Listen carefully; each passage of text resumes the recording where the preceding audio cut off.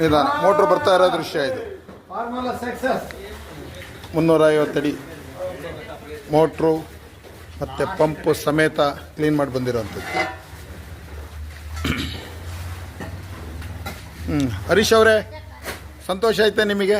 ನೋಡ್ರಿ, ಇದು 380 ಅಡಿಗೆ ಬಾವಿ, 350 ಅಡಿಗೆ ಇಳಿಸಿದ್ವಿ, ಮಿಸ್ ಆಗಿ ಗೊತ್ತಾಗದೆ. ಸರಿ. ಇದು ಬಂದು ನೋಡ್ರಿ, ಮೋಟರ್ ಹತ್ರನೇ ಕೇಬಲ್ ಕಟ್ ಆಗಿದೆ. ಸರಿ. ಚೈನ್ ಪುಲಿಯಾಗಿ ಕೆಳಸಕ್ ಹೋದ್ವಿ, ಕಟ್ ಆಗಿತ್ತು. ಸರಿ. 15ರಿಂದ 20 ಅಡಿ ಆಳವಾಗಿ ಪೈಪ್ ಕಾಣಿಸ್ತಾ ಇತ್ತು. ಹೌದು. ನಿನ್ನೆ ರಾತ್ರಿ 1-2 ಗಂಟೆ ತನಕ ಟ್ರೈ ಮಾಡಿದ್ವಿ. ಹೌದು. ಯಾವ ಕಾರಣಕ್ಕೂ ಬರ್ಲಿಲ್ಲ. ಸರಿ. ಇನ್ನೇನ್ ಮೋಟರ್ ಬಸ್ಟ್ ಮಾಡಿ ತೆಗಿಬೇಕು ಅನ್ನೋದು ಬಿಡ್ಬೇಕು ಅಂತೇಳಿ ಅನ್ಕೊಂಡಿದ್ವಿ. ಹೌದು. ಕೊನೆಗೆ ಸತೀಶ್ ಅವರು ಬಂದು ನಿನ್ನೆ ನೈಟ್ ಇಂದ ಪ್ರಯತ್ನ ಮಾಡಿ ಗಾಡಿ ಕಂಪ್ರೆಸರ್ ಗಾಡಿ ಬಂದಿದೆ. ಹೌದು.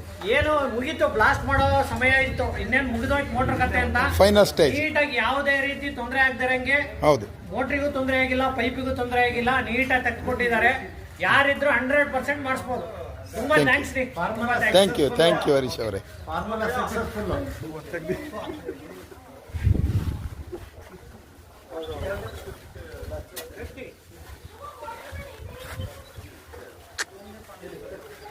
ಮಂಜುನಾಥ್, ರಾಕೇಶ್.